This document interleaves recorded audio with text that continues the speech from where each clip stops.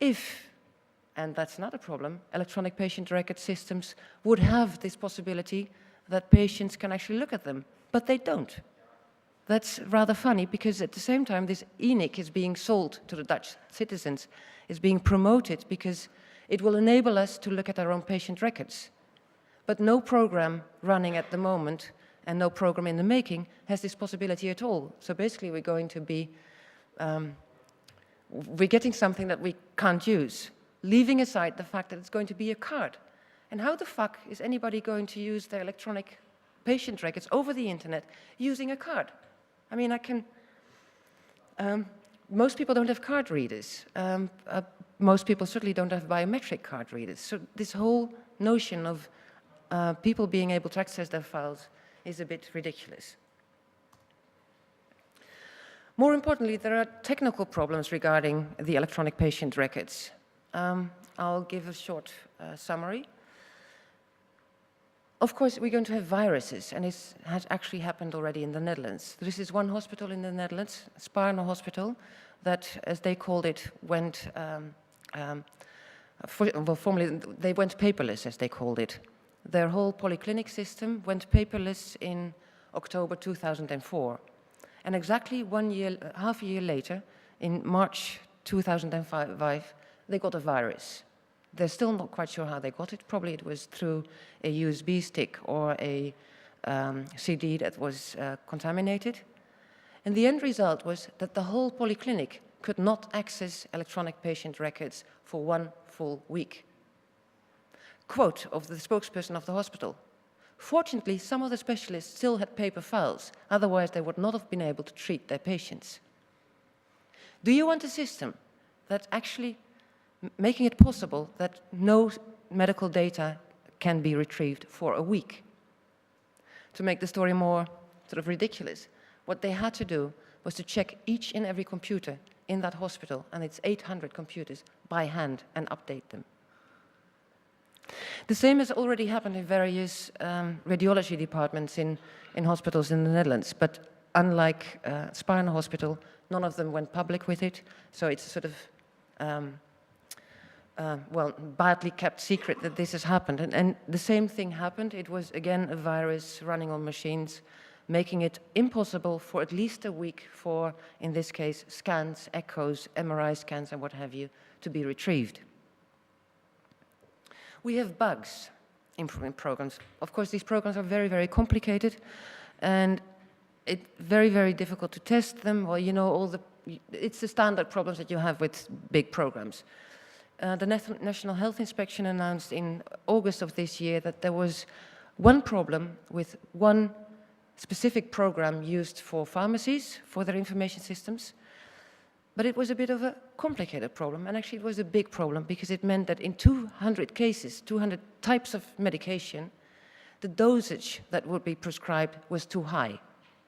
And it was not minor medication, it was stuff like cytostatics, it was hormones. And the rumor is that one person actually died because of this medical error or this computer bug. Of course, we are also going to have data entry errors. That's sort of on the user side of it, but very often you're going to have problems with identification. A very known problem, and everybody who's been not writing about electronic medical records or electronic patient records, but actually investigating what hospitals and GPs and specialists do with them and how the actual use is going about, notices that people are making so many mistakes when entering information. And one of the common mistakes is that you get this sort of drop-down menu with your list of medication or the list of dosage, and people just misclick. And suddenly you get the wrong medication. The wrong medication is entered into your files, and people don't really notice it. Programs are sometimes so complicated that people enter medication in one sheet of a program, one page view. They don't see that they need to do it somewhere else as well, or the other way around, they do it somewhere else as well just to make sure. So people end up with twice the same medication. There are quite a number of mistakes that these programs create, or that the bad ergonomics of these programs create, or sometimes it's just misclicking. It's the usual error proneness that you have with information. The stupid thing is that we are being trained to believe that computer information is so much more reliable than our own paper files. Everybody is by now being taught this electronic patient record is going to make medical errors less prone. We are being trained, the whole audience is getting this message. Electronic records on patients, on medication, are more reliable, which is stupid if you know that people make more mistakes with them, so you should actually teach people to be very careful with them. But by now we're sort of getting into this mood whereby we actually encourage people to not have a double check, which is what you always need to do, especially with programming, and more especially when it concerns medical history. By now, electronic medication programs are the 4th cause of medical errors. People are dying because of this. And the funny or sarcastic or ironic bit about this is that the whole thing was intended to remedy those errors. There's yet another problem about the security of patient data. And security means 2 things. One of them is, as in, it only is accessible by those who are allowed to do so. But also, of course, this sort of safety of data means the integrity of data. If somebody else is able to access it, you can't trust these records anymore. People may have been able to change it. Viruses may have changed it. And so securing is always about safety and integrity of data. The Department of Health refuses to give any extra money for new software or the implementation of electronic patient records, except for a couple of sort of promotion testing programs. So the whole thing needs to be done without a budget. That makes it very, very shipshot. The National Health Inspection, who is the one authority in the Netherlands who's able to say something about the medical practice, says, we're not going to set any requirements for the software. That's up to the market. They should do it. Well, I'm not really sure that I should trust the market, especially not if it's a market that allows viruses to enter electronic patient records. NICTIS, which is an institute especially started to direct, oversee, remedy the whole implementation of electronic patient records, says, but the responsibility for data and software doesn't lie with us, it lies with the hospitals, with the specialists, with the general practitioners, not with us. Well, they are the ones actually implementing the whole thing. General practitioners very much do not have any clue about software, about programs, while hospitals very often have, well, they have their own software department, they have their own technical department, they have their own sysadmins. A GP will not have as much. How the hell is a GP going to check the integrity of his data? How is he going to take care of viruses and what have you? How is he going to take care of this? And most of all, very important, we have legacy software. Both information systems that GP uses and that hospitals use are not a clean new set of programs. It's legacy software. People have been using all kinds of programs for a very long time, especially hospitals. They have their modules for patient administration, name, address, database. They have hour registration, they have their cost registration, they have declaration modules, what have you. And it's all kinds of programs added on top of one another to the point that it becomes really a mash. Well, it says on the CCC courts, Kabelsalat is gesund, but I'm not quite sure about program salat. That's really what we're dealing with. And to top it off, the healthcare as a sector is not very computer savvy. For one reason is they don't have too much money, at least not for this part of the department, so they don't hire the best personnel. Secondly, the medical health system is based on openness, it's based on this whole notion of sharing information. Well, the moment you become this sort of repository for privacy-sensitive information, you need to sort of change your attitude. You need to start guarding data instead of sharing it with others. And that's not something the medical area, the medical domain is very used to. It's a change of paradigm for them. Safety and the whole idea of electronic patient records is an afterthought. It's sort of icing on the cake. You have all this data, you already have it, then you put some icing over it, and that's your security.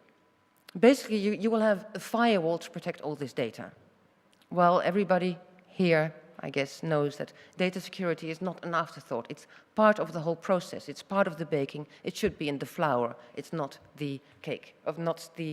It's not the whipped cream.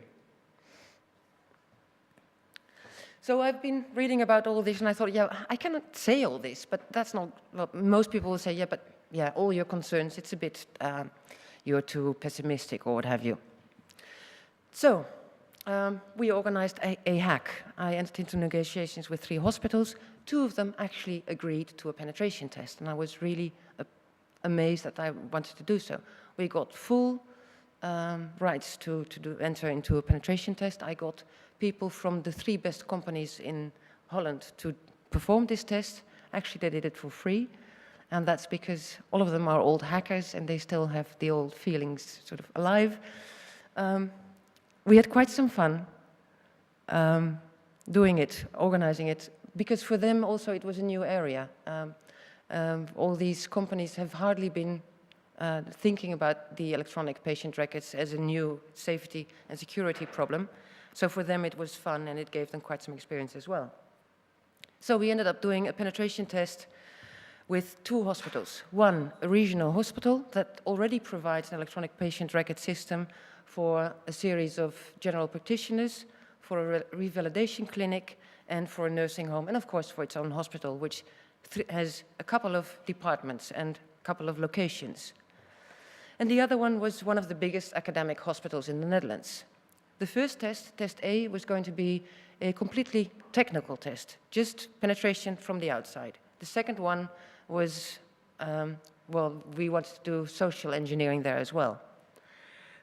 And the results were quite shattering. In Hospital A, within a couple of days, we could access all electronic patient records. That was 1.2 million patient files.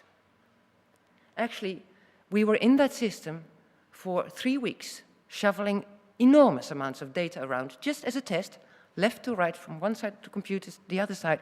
They didn't even notice. They did not notice. The problem was, amongst others, they had no I can never pronounce this, compartmentalization. Once you entered one database, you could access all the rest. They basically depended on a firewall for data security. How we got in? A MySQL injection. It meant that we could access actually the records of 8% of the Dutch population by hacking one hospital. That we could access this information didn't only mean that we could just see it, and seeing it was also really, really awful. At one point, for the book and for my presentation, I had to get sort of samples of what we could get. And I could actually order with one of the people working for the test, as in, give me a list of this, give me a list of that. And within seconds, it was all coming to my computer. I could ask and it was delivered. But the fact that we could access it, it meant that we could copy it as we were doing, but also we could delete them. We could have deleted 1.2 million records. More infamous, we could have changed them. And changing is much more, it's less noticeable. We could have changed a couple of blood groups. We could have changed the status of people being HIV positive or negative.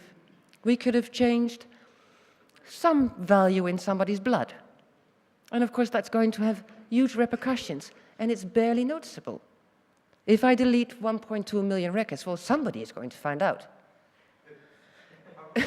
If I change the blood group of 2% of that 1.2 million, you won't find out until people start dying because they get the wrong blood group or something, and you won't know why. That's the risk of, well, there are more risks, but that's really, really, we were shocked. This was information that I could just get. Insurance number, initials, surname, phone, date of birth, insurance number, again, street, zip code, city. I got sick, I got nauseous when I got this one. I asked for, give me something, people having diseases. A list, hundreds of people who have been infected with the MRSA bacteria. It's the kind of bacteria that they close hospital sections of because it's insulin resistant. Name, informed by whom, what to do when he or she gets into hospital. It says put in isolation immediately, severe guarding,